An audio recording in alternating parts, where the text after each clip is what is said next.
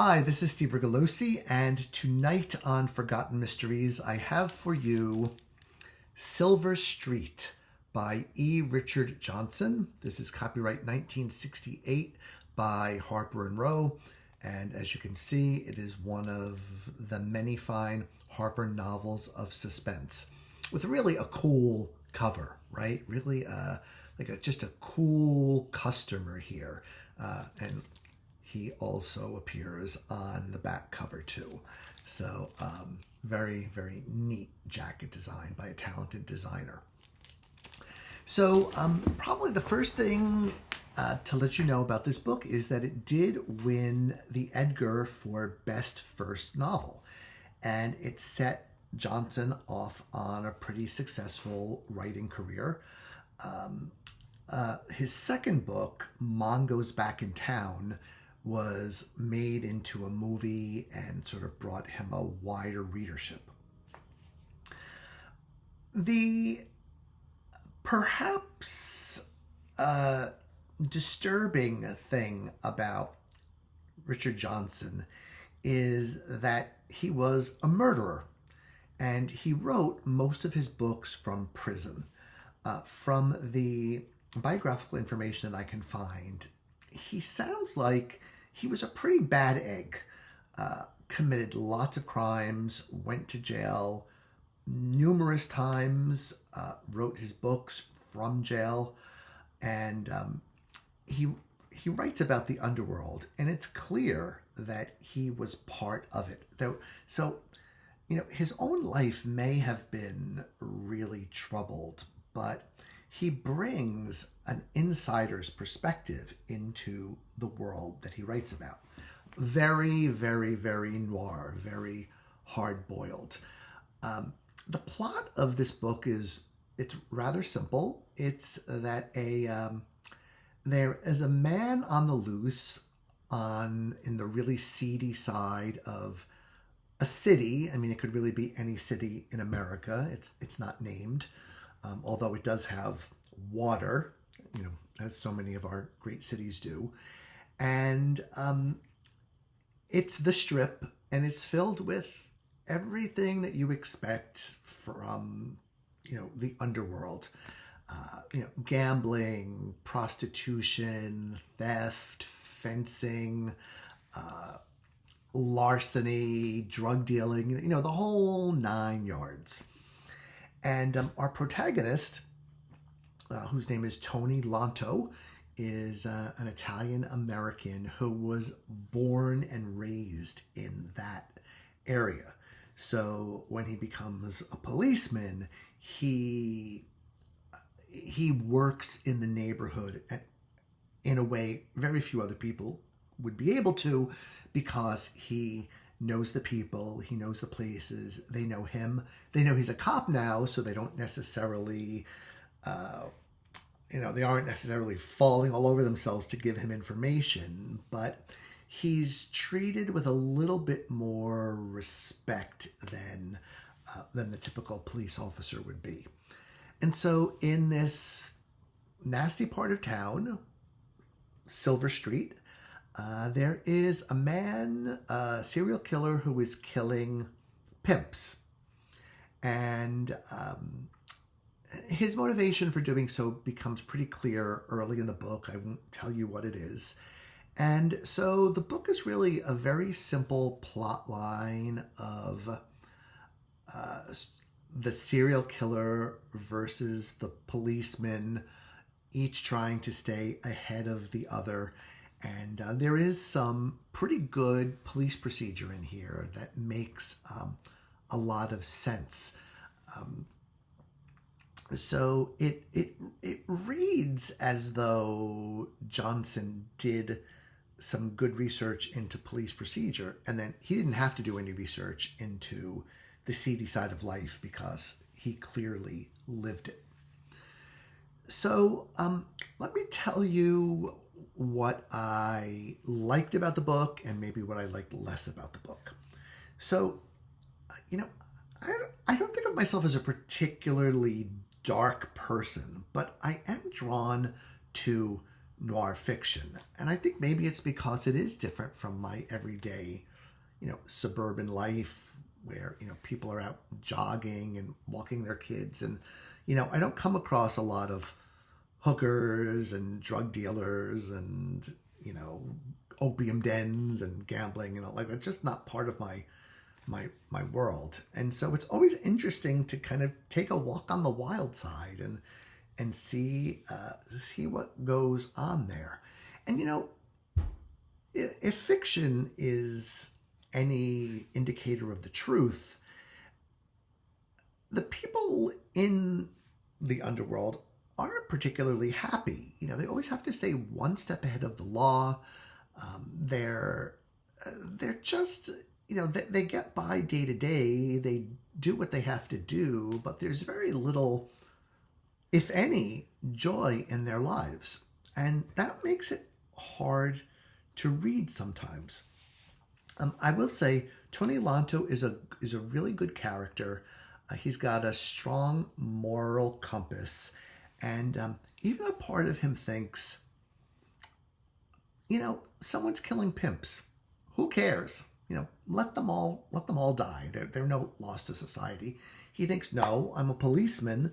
There are murderers on the loose, and I'm probably the best person to help find the killer because I know the neighborhood. And he's interestingly teamed up with a beat cop who's recently been promoted to a detective, who really doesn't want to be a detective. He just likes, patrolling, and but his name is Ed Violet, which I thought was sort of an interesting play. Silver Street, Ed Violet, Violet and Silver kind of going together. And Violet and Lanto make an interesting pair in that Lanto really isn't very patient with Violet's kind of lack of comfort in his new role and his not really wanting to be in that job. And that adds some interesting dynamics in there. And you really do, as I said before, you really see this world that probably is not known to many of us. And so it feels really real. Whether it is real or it's just a fictional real, I don't know, but it feels real to me. So that said, if you're going to read this book, you'll have to kind of armor yourself, steel yourself for a lot of language, a lot of street language that is forceful and not politically correct. I mean, the book is basically about sex workers, but of course they're all called hookers or whores. So you see the word whore at least 3 times on every page in this book. You see the word pimp on every page of this book. And you see profanity beyond that. And you see the pimp's relationships with their workers. It's violent and yet at the same time protective. You realize just how ugly things can get. One of the pimps has actually pimped out his 2 sisters work for him, his 2 younger sisters. So that's horrible enough to think about. And you know what? You would think I would not be so kind of shocked or taken aback by some of this stuff because I actually have edited 2 books about sex work, but they were very clinical. They were, psychological, sociological, and there was a lot about data, and there was a lot about sex work as a career choice, for lack of a better term.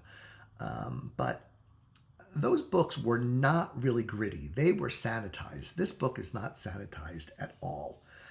Tony Lanto has fallen in love with this very beautiful woman who, no surprise, it turns out she is a high-class call girl on the side, but he doesn't know, and she wants to tell him, but isn't quite sure how. She wants to get out of the life, but of course, when you get out of the life, your pimp is tempted to or does kill you.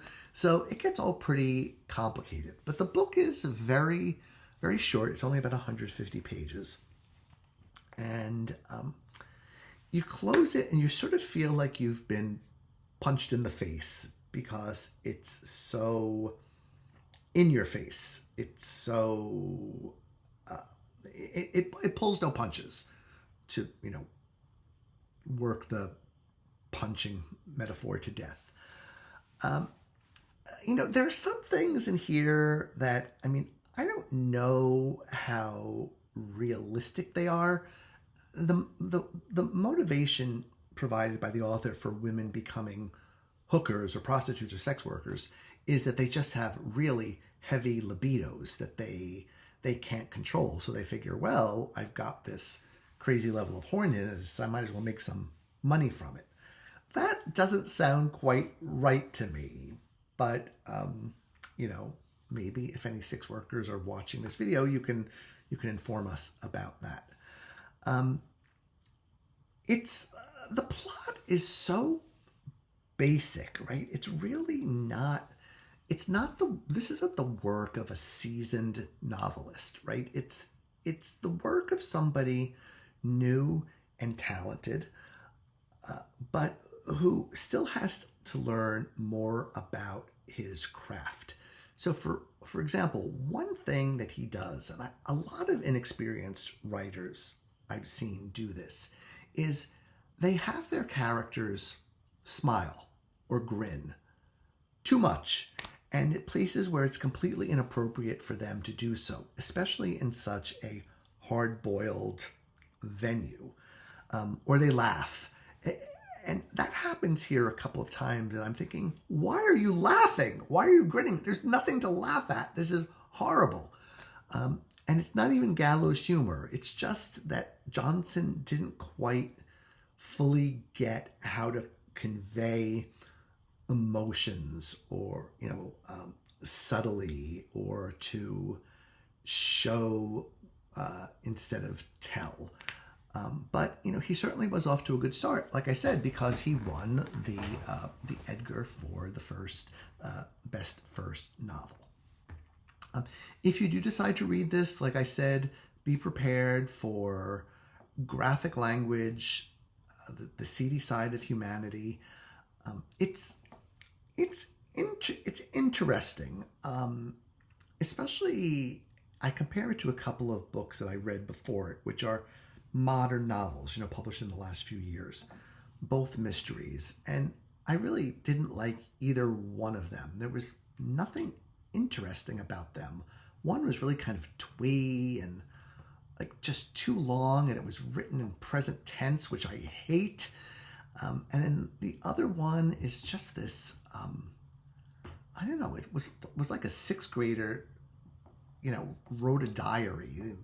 The writing was so limp and, unsophisticated. I just thought, this reminds me of why I love reading my forgotten mysteries from the 30s, 40s, 50s, and 60s, because I just could not take to those other books. But this one was interesting. It kept my attention. So that's the positive side of it. I do want to close, though, with what I think is a little bit of a moral dilemma, in that I think the question can arise, should we be reading the work of murderers? Should we be buying the books of people who have committed really kind of the ultimate sin and have been career criminals? This question came up a lot years ago when it was discovered that Anne Perry had, as a teenager, committed a murder with a friend of hers. They killed her friend's mother together, and that was all buried, and then it came out, and there was all this sort of chat and gossip about whether or not it was morally right to read Anne Perry's books. And I remember those conversations getting very, very hot, with some people saying, well, it shouldn't matter. That was 40 years ago now. Why should we punish her now? Versus, well, a murderer is a murderer, and, do we want to put dollars into her pocket? So, of course, Richard Johnson is dead a long time now, but I can imagine some readers feeling a little leery about reading books by such a hardened criminal. The positive side of that, like I said, is that you do get all the inside of that ugliness, if that is what you are looking for. So that's it for tonight. Silver Street by E. Richard Johnson. And I will be back for you the next time I have another good book or not so good book to share with you. Okay, good night.